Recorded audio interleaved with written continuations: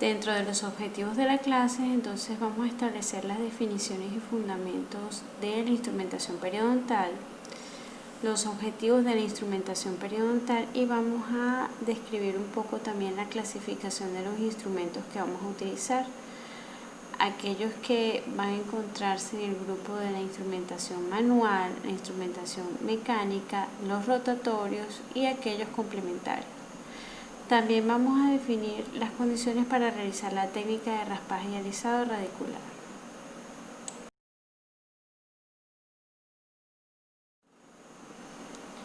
Iniciando entonces la definición de terminología relacionada con instrumentación periodontal, debemos definir qué es el raspado o el raspaje y qué es el alisado radicular. Si bien es cierto, los dos procedimientos van a buscar la eliminación de cálculo, uno va a diferenciarse del otro dependiendo de la zona que se va a abordar. Sabemos entonces que el raspaje va a ser el procedimiento por el cual se elimina la placa y cálculo de la superficie dentaria. Este raspaje, propiamente dicho, se puede realizar supra o infragingival. Este raspaje lo que va a buscar es la eliminación del cálculo. Y el alisado radicular va a buscar entonces no solamente la eliminación de ese cálculo subgingival, sino que también va a eliminar el cemento que está contaminado, lográndose entonces una superficie radicular dura y suave sobre la cual debería haber una cicatrización de esa bolsa periodontal a expensas de un epitelio largo de unión. Entonces, ambos procedimientos se pueden realizar bien a campo abierto o a campo cerrado. ¿Qué quiere decir esto? Campo abierto es cuando nosotros hacemos una terapia periodontal que es quirúrgica y campo cerrado es cuando hacemos la terapia periodontal de raspaje sin hacer abordajes quirúrgicos.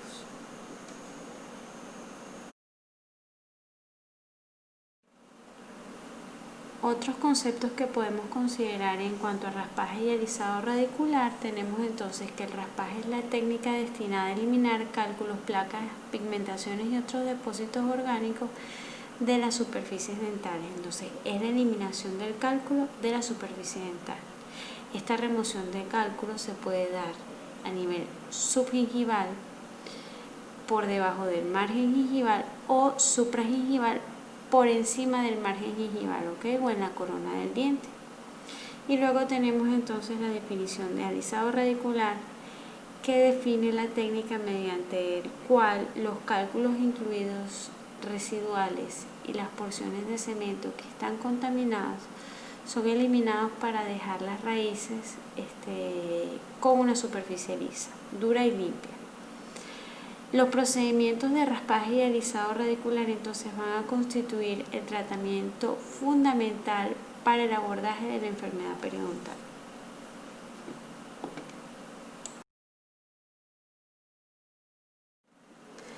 Estableciendo entonces los conceptos de raspaje y alisado radicular, empezamos a formar lo que sería la terapia periodontal básica requerida para el control de la enfermedad. Entonces, en esa terapia periodontal vamos a encontrar fundamentalmente tres etapas importantes que van a ser el raspaje, que puede realizarse supra o subgingival, el alisado radicular en casos de periodontitis en los cuales vamos a condicionar esa raíz para que podamos tener cicatrización de los tejidos de manera adecuada sin focos de infección, y luego la profilaxis y el pulido coronal para lograr igualmente una superficie lisa que evite que la placa se pegue de manera más rápida. Entonces, dentro de la terapia de raspaje y alisado radicular también podemos encontrar dos técnicas, dependiendo de la gravedad de la enfermedad. Estas técnicas pueden ser bien sea campo cerrado, en la cual no hay exposición de la superficie radicular, no hay injuria en la encía, es decir, no es un método quirúrgico, sino que hacemos curetaje a través de la bolsa periodontal para la eliminación del cálculo. Y el método abierto quirúrgico, o conocido también como campo abierto, en esta se expone la superficie radicular para lograr entonces un efectivo acondicionamiento de la porción radicular con la eliminación de ese cemento contaminado y lograr así entonces una cicatrización adecuada de los tejidos sin infección, sin focos de infección activos.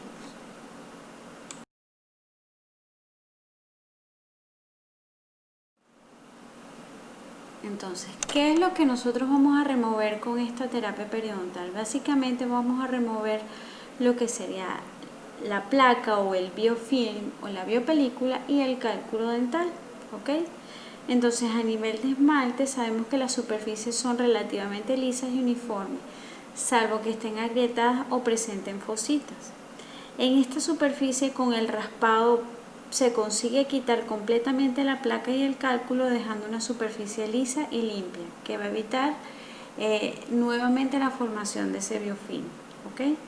Y a nivel radicular, en el cemento, los depósitos de placa y cálculo suelen estar incluidos en las irregularidades cementarias.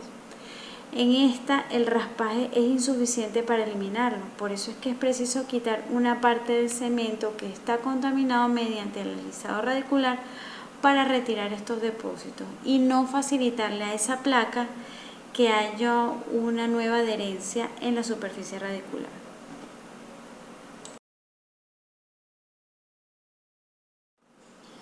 Entonces, ¿en qué caso va a estar indicada esta terapia periodontal? Por supuesto, en aquellos pacientes que manifiesten o que tengan cálculo supra y subgingival. Estos pacientes, por supuesto, van a ser aquellos que tengan enfermedad periodontal activa o que tengan zonas que favorezcan la acumulación de cálculo, es decir, que tengan factores que sean retentivos a la placa y que a su vez esta placa esté asociada a la presencia de enfermedad periodontal. Entonces, ¿qué es lo que vamos a buscar con la terapia periodontal? Vamos a buscar el restablecimiento de la salud de ese tejido periodontal para que sea estable en el tiempo y un control eficiente de la enfermedad periodontal, ¿ok? A través de la eliminación del cálculo dental.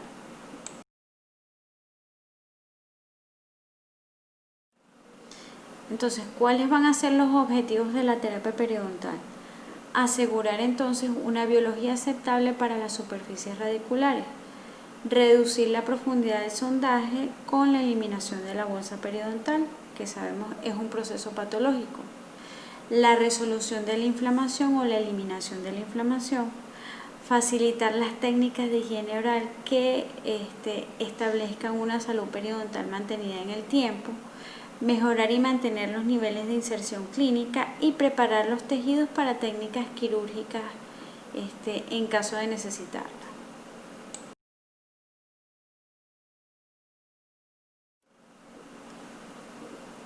Entonces, iniciando con aquellos instrumentos que van a estar involucrados en la terapia periodontal, empezamos con la sonda periodontal. Sabemos que la sonda periodontal entonces va a ser un instrumento de medición de aquellos defectos periodontales que puedan encontrarse de manera subgingival, ¿ok? Con él medimos bolsas periodontales, podemos medir también lesiones de Furca o todas aquellas condiciones patológicas que presente el periodonto.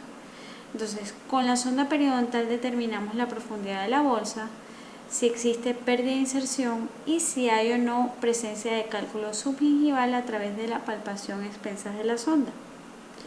Con ella entonces vamos a realizar la primera exploración y las exploraciones sucesivas para monitorear la profundidad de la bolsa y a su vez la evolución de la enfermedad.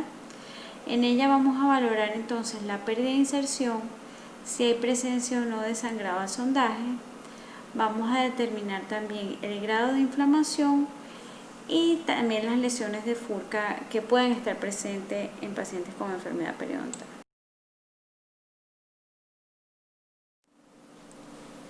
¿Cómo vamos a utilizar nosotros entonces la sonda periodontal? ¿Cómo vamos a medir una bolsa periodontal?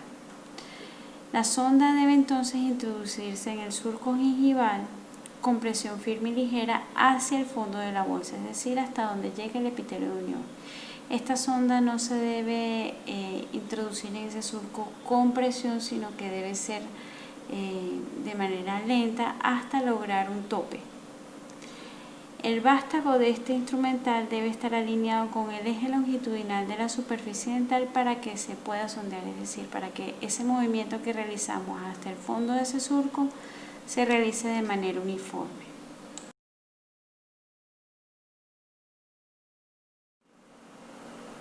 Iniciando entonces con la instrumentación periodontal, vamos a estudiar un poco los tipos de sondas periodontales. En el mercado existen muchos tipos. Aquí apenas vamos a hablar de 10 sondas que podrían ser las que consigan ustedes con más frecuencia. Dependiendo de las necesidades del operador, nosotros podemos utilizar una u otra sonda, ¿ok? Entonces iniciamos con la sonda de Marquis, que es una sonda con bandas coloreadas que alternan blanco y negro cada 3 milímetros hasta llegar a los 12 milímetros. La sonda de Williams también la vamos a utilizar con mucha frecuencia. Se utilizan marcas con la siguiente frecuencia: 1, 2, 3 milímetros, luego a continuación 5 milímetros y después 7, 8, 9 y 10 milímetros. Por lo general se utiliza en zona posterior y no en zona anterior por ser muy gruesa, y con ella podemos obtener entonces una medición adecuada en cuanto a la inserción en zona posterior. Luego tenemos la sonda de Michigan, diseñada por la universidad que tiene su nombre. Tiene marcas de 3, 6 y 8 milímetros. Seguimos con la sonda de Neighbors, que está diseñada para poder establecer en zona de premolares y molares si hay lesiones de furca. Esta se define como curva y no está calibrada. Se emplea entonces para la exploración en las zonas de furcación. Luego tenemos entonces la sonda de la Organización Mundial de la Salud, que va a ser una sonda que termina con una pequeña bola en la parte terminal y que tiene marcado en negro las zonas comprendidas entre los 3.5 y los 5.5 milímetros.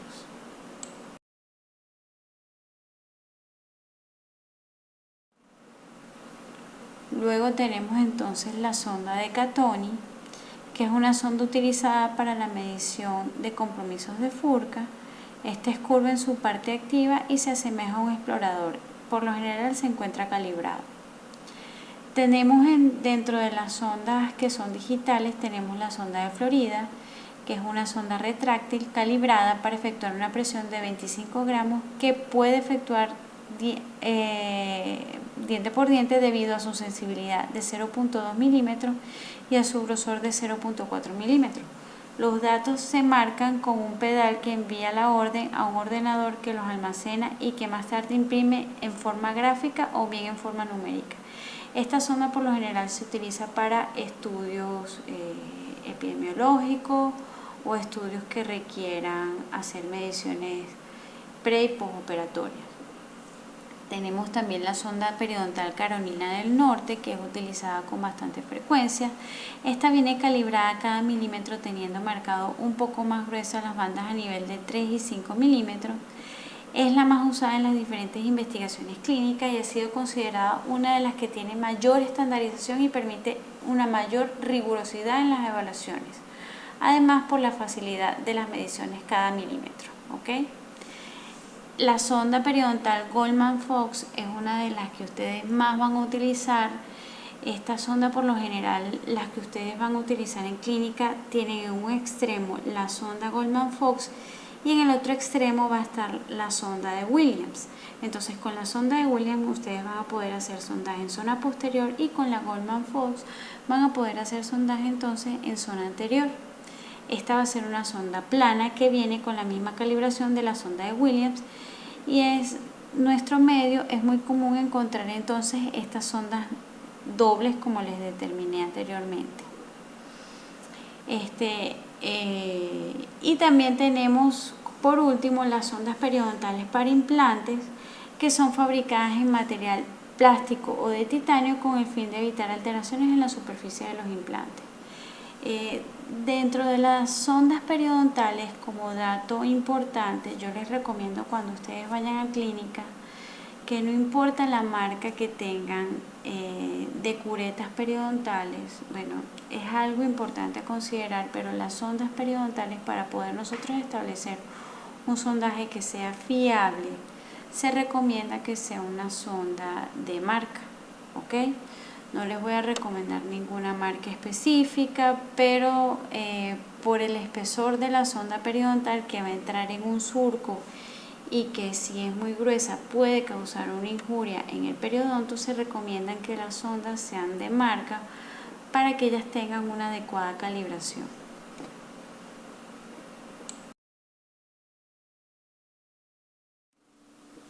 Siguiendo con el instrumental indicado en periodo 11, encontramos aquellos utilizados para el raspado, alisado y curetaje periodontal. Estos se van a utilizar para la eliminación de la placa y los depósitos calcificados en la corona y la raíz del diente. Adicionalmente, también se utilizan en la eliminación del cemento alterado o contaminado de la superficie radicular a nivel subgingival. Y también van a facilitar la eliminación del tejido blando contaminado en la bolsa periodontal por medio del debridamiento.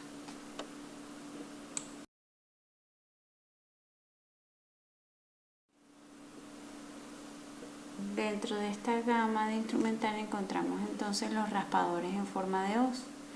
Estos van a ser utilizados para el raspaje supragingival, van a poseer una superficie plana. Su hoja se va a caracterizar por ser triangular con doble corte y van a presentar una punta afilada. Su forma va a favorecer la eliminación de ese cálculo supragingival.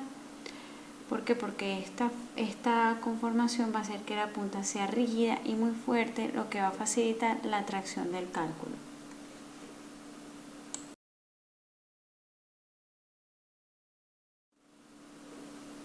Dentro de estos raspadores de hoz, entonces vamos a encontrar el curvo, que va a presentar dos filos cortantes en una hoja curva que finaliza en punta afilada.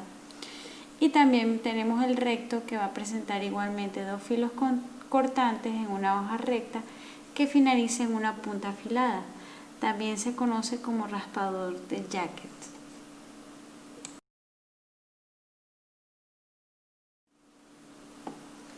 Luego, en el instrumental utilizado para la eliminación de cálculo y placa, encontramos las curetas periodontales. Este va a ser el instrumento más utilizado en la terapia periodontal porque tiene la función de detartraje, debridamiento y alisado radicular, o sea que lo podemos utilizar para la remoción de cálculo tanto supragingival como subgingival. En este caso, la cureta entonces va a ser considerada como el instrumento más eficaz para la completa eliminación de cálculo y para el alisado de la superficie radicular. Con este instrumento podemos retirar entonces el cálculo supra y subgingival. Recuerden siempre que la terapia periodontal ideal va a necesitar o requerir en muchas ocasiones la utilización de las curetas de manera adecuada en cada una de las zonas que se les indica, con la utilización complementaria de aparatos de ultrasonido. Por eso es que es importante el mantenimiento de las áreas que puedan ser retentivas de placa y cárie.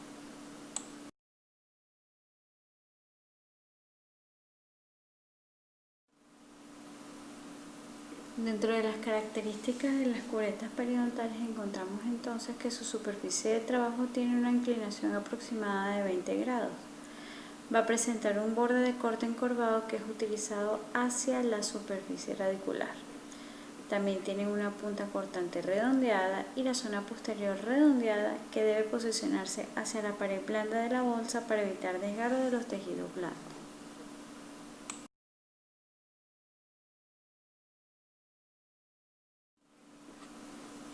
Dentro del grupo de curetas periodontales iniciamos su descripción con las curetas universales. Estas presentan como características que van a poseer dos bordes activos, tienen una angulación de corte de 90 grados y su extremo de trabajo se va a encontrar perpendicular al segmento inferior del cuello.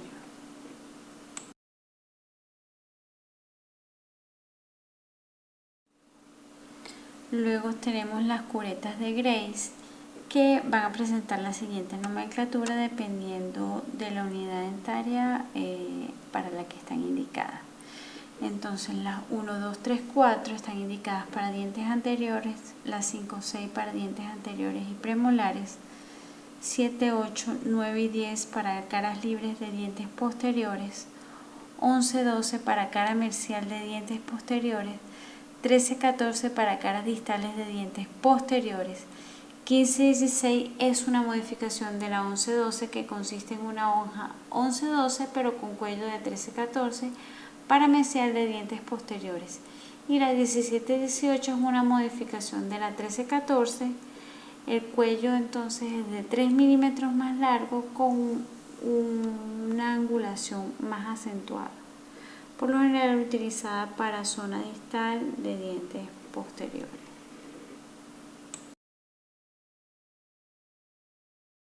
Luego tenemos las curetas de cuello extendido After 5, que son modificaciones de las curetas de Grace. Estas van a presentar una extensión de su cuello de aproximadamente 3 milímetros. Están diseñadas para facilitar el pulido radicular en sacos periodontales mayores a 5 milímetros. Todas las curetas Grace tienen su complemento After 5, a excepción de la 910.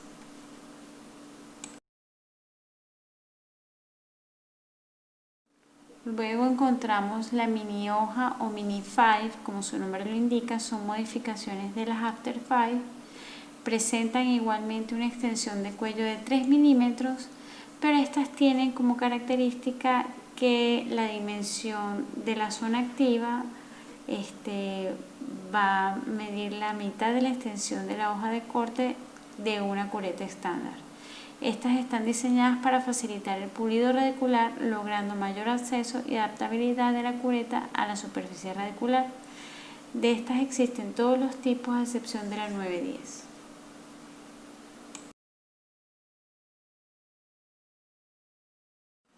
Para finalizar la descripción de las curetas, es importante señalar que estas deben mantener siempre un adecuado afilado para que su utilización se pueda realizar de manera efectiva. Entonces, en cuanto al afilado del instrumental, su principal objetivo va a ser producir un borde cortante sin cambiar el diseño original del instrumento. Para el afilado del instrumento podemos utilizar aparatos de tipo eléctrico, como el afilador automático de la Giuffrida, en el cual colocamos la cureta en una angulación específica y el afilado lo realiza el aparato, o piedras de afilado que pueden ser naturales o sintéticas, que deben estar adecuadamente lubricadas. Entonces, para el afilado del instrumental debemos elegir la piedra adecuada. Esta debe estar debidamente lubricada, bien sea con agua o aceite. Debemos determinar entonces el borde cortante que vamos a afilar para no dañar el instrumental y hacer el afilado de manera adecuada. Este instrumental debe ubicarse en la piedra en la angulación correcta para lograr entonces la posición del afilado de la manera indicada. Debemos evitar presión excesiva del instrumental para que no se gaste de manera excesiva, y también el afilado debe producirse de manera uniforme, tratando de evitar la formación de rebarbas o de irregularidades que comprometan la eficacia del instrumental. En la carpeta de Google Drive van a tener un archivo contentivo de la técnica de afilado de instrumental.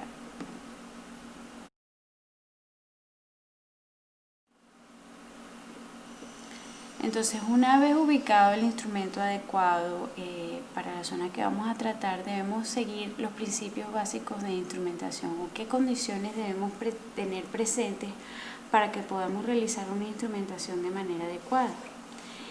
Entre estas condiciones debemos destacar la accesibilidad a la zona a tratar. Esta zona debe tener visibilidad, buena iluminación y capacidad de retracción de los tejidos que puedan comprometer esa visibilidad. Debemos tener una condición adecuada del estado y filo del instrumental para poder remover de manera eficaz esa placa o cálculo. Debemos también mantener el campo limpio de placa, cálculo y sangre o desechos de alimentos para nosotros poder visualizar de manera adecuada lo que estamos removiendo. También debemos tener una estabilización adecuada del instrumental para evitar lesiones en zonas aledañas, y también debemos tener un dominio adecuado de la instrumentación para que no tengamos entonces algunos inconvenientes.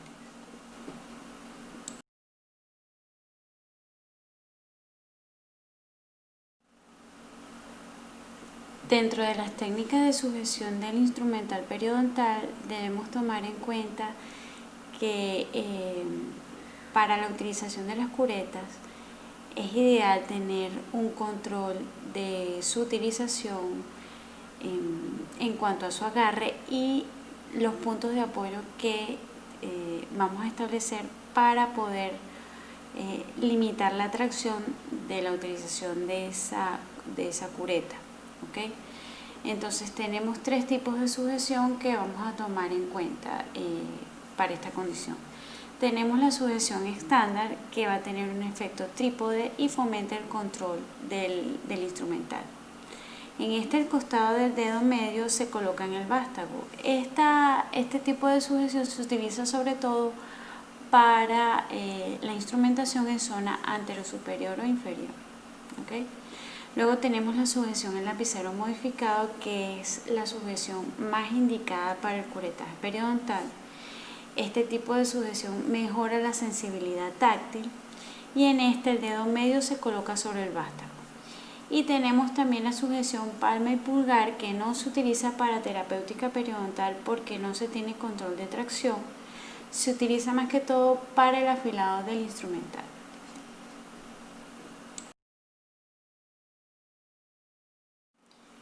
En cuanto a la estabilización del instrumento, sabemos que tenemos que tener un punto de apoyo, bien sea intra o extrabucal, para lograr limitar la tracción de la cureta. Entonces, para el apoyo digital se prefiere el dedo anular y se deben tener los dedos medios y anular juntos durante el raspaje para funcionar como un solo punto de apoyo. Esto nos va a limitar la tracción del instrumento. Dentro de los tipos de estabilización intrabucales tenemos entonces el convencional, que se establece sobre las superficies dentales adyacentes al área de trabajo. Tenemos también el que se produce a través del arco, que se establece sobre las superficies dentales del área de trabajo contrario del mismo arco. También podemos hacerlo con arco contrario, en el cual el apoyo digital en la superficie se produce en las superficies dentales del arco contrario. Y también tenemos el de dedo sobre dedo, que se establece sobre el dedo índice o pulgar de la mano no activa.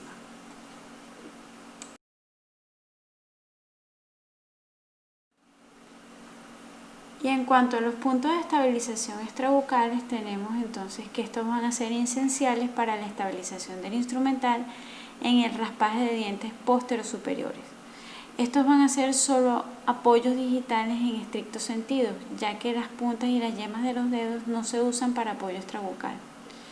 Entonces, dentro de la estabilización del instrumento extrabucal tenemos el utilizado palma hacia arriba y también el palma hacia abajo, como vemos en cada una de las fotos indicadas.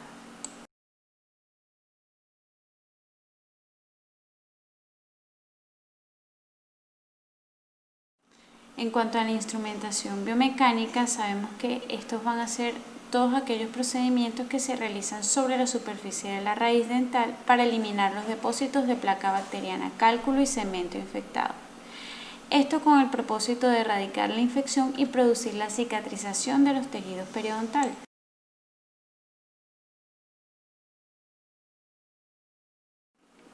Siguiendo con la técnica de instrumentación manual, sabemos entonces que este acto va a estar conformado por movimientos de activación de la hoja de la cureta. Estos movimientos básicamente se van a conformar por tres condiciones. Tenemos entonces el movimiento exploratorio, que es utilizado en el sondaje o con la cureta cuando ésta detecta cálculos o irregularidades. Con esto evaluamos entonces la efectividad de la instrumentación. También tenemos el movimiento de raspaje, que es un movimiento de tracción corto y potente con instrumentos agudos. En este se realiza presión lateral y se desaloja el cálculo con un movimiento hacia coronal.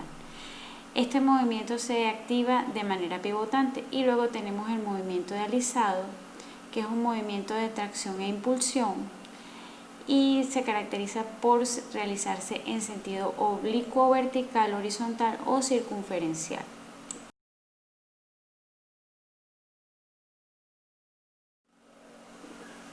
En resumen, ¿cuáles van a ser los movimientos básicos del curetaje periodontal? Vamos a tener tres movimientos entonces: el horizontal, el oblicuo y el vertical, como nos muestra la gráfica.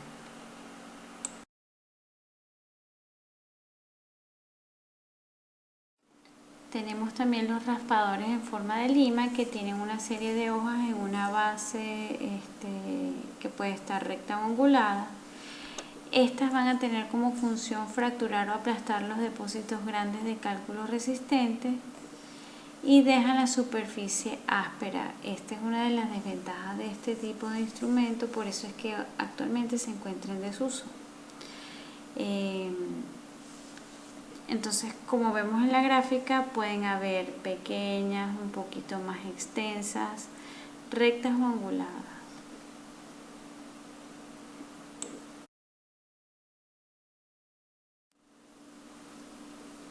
Luego encontramos los instrumentos sónicos y ultrasónicos que van a eliminar el cálculo y la placa a expensas de la vibración de este aparato, facilitando su desprendimiento.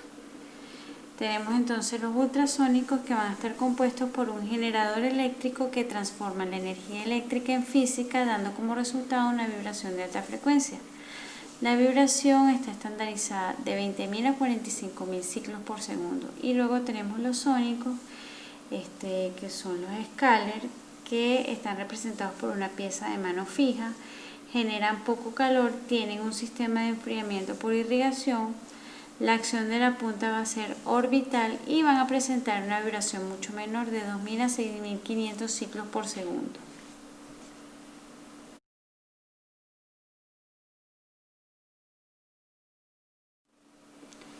Dentro de las ventajas y desventajas de la utilización del ultrasonido encontramos entonces que este equipo va a ser capaz de remover endotoxinas de la superficie radicular, disminuye el tiempo de trabajo, disminuye el barrillo dentinal, disminuye también la profundidad de sondaje a expensas de una cicatrización por eliminación de focos de infección. Al examen microscópico vamos a encontrar entonces que va a haber menos cantidad de residuos de cálculo que con instrumentación manual, pero siempre recordemos que la utilización de instrumentación manual y ultrasónico deben ir siempre de la mano. También hay mejor acceso con este equipo a bolsas profundas y lesiones de furca, y no remueve todo el cemento ni la dentina, o sea que es un aparato que es mucho más conservador.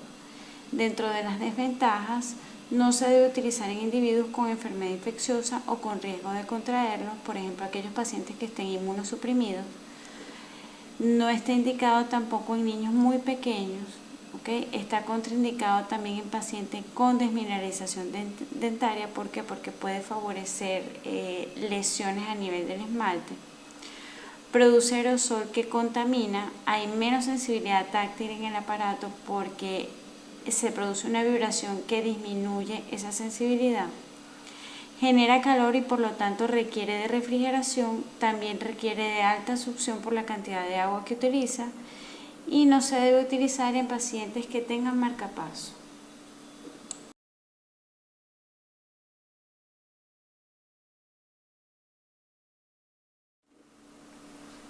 Para el control de la biopelícula y placa dental también encontramos ciertos aparatos que nos van a facilitar la remoción de la misma. Dentro de estos entonces encontramos el micromotor, que va a ser una pieza de baja velocidad que consta de una base, una pieza recta y un contraángulo, y este va a ser utilizado conjuntamente con las copas de goma, las piezas descartables o los cepillos de profilaxis para la remoción de esa placa. En el caso de la utilización de piezas descartables, por lo general utilizamos la pieza recta. Tenemos también el Profijet, que es un equipo que utiliza un polvo a base de bicarbonato de sodio, que es utilizado para la remoción de pigmentaciones en la superficie dental. Para la remoción de la placa, por lo general, utilizamos copas de gomas o cepillos de profilaxis conjuntamente con pastas profilácticas que nos van a facilitar entonces la remoción de la misma.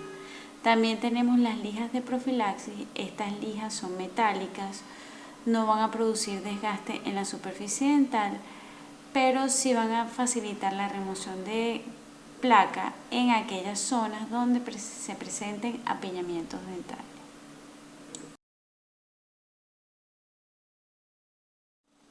Por último, entonces tenemos el instrumental no quirúrgico de periodoncia, dentro de los que destacan aquellos utilizados para diéresis o cortes en los tejidos. los que se utilizan para exéresis o manejos de los colgajos y los instrumentos utilizados para síntesis o cierre de accesos quirúrgicos. Dentro de los instrumentos de diéresis entonces encontramos los bisturís no desechables que van a ser descritos a continuación. También tenemos las tijeras y las hojas de bisturí, dentro de las que destacan las más comunes, la número 11, 12, 15 y 15C, que la 15C es una modificación de la hoja de bisturí número 15, pero de menor dimensión. Tenemos también dentro de los instrumentos de exéresis tenemos las Legrands, las curetas quirúrgicas, limas para huesos para remodelado óseo. Tenemos también los periostótomos que nos van a facilitar el manejo de los colgajos, bien sea el Buser, Freer, Queen, entre otros. Y también tenemos los instrumentos de síntesis, dentro de los que entran los portaagujas, las agujas de sutura, los hilos, las tijeras de suturas, entre otros.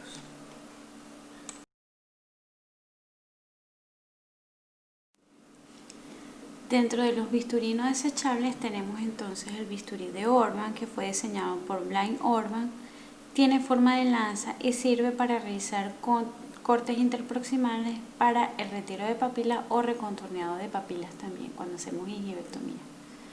También tenemos el bisturí de Kirkland, que fue diseñado por Aldrin Kirkland. Tiene forma de riñón, teniendo un extremo como filo, y por su curvatura es ideal utilizarlo para cuñas distales o para elevación de colgajos linguales. También tenemos el bisturí Goldman Fox, que fue diseñado por Goldman Fox. Es similar al bisturí de Kirkland, pero sus angulaciones presentan filo en todos los extremos. Su forma es redondeada y el uso va a ser similar al bisturí de Kirkland.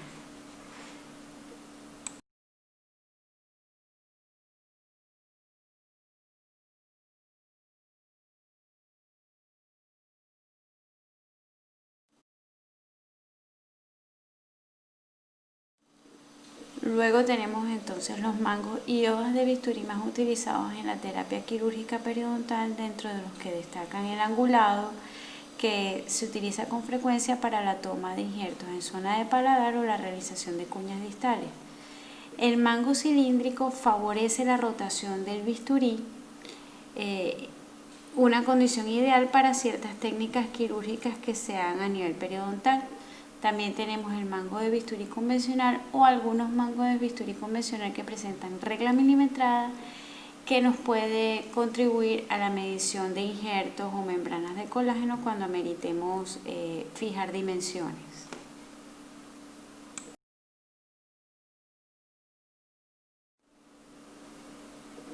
Dentro de las hojas de bisturí más utilizadas encontramos entonces la número 11, que es recta, la número 12, que es curva, la número 15, que es la convencional, la 15C, que es una modificación de la número 15 pero con una dimensión reducida, y también encontramos las hojas de bisturí para microcirugía periodontal, en los cuales necesitamos cortes que sean muy precisos.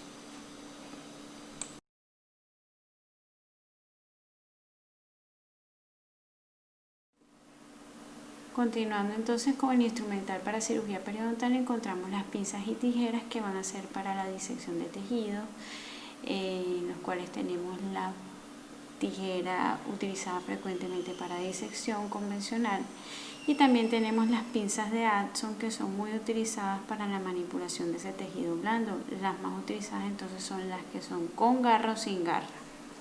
Tenemos también los periostótomos, que se utilizan para la elevación de los colgajos o la manipulación de los mismos. Tenemos también los portaagujas, que pueden ser rectos o curvas, y los portaagujas castroviejos, que por lo general se asocian mucho a la utilización en terapias quirúrgicas periodontales, porque tienen mucha más precisión al momento de posicionar la aguja en una zona muy limitada. Entonces estos se pueden utilizar bien sea el portaagujas castroviejo recto o curvo.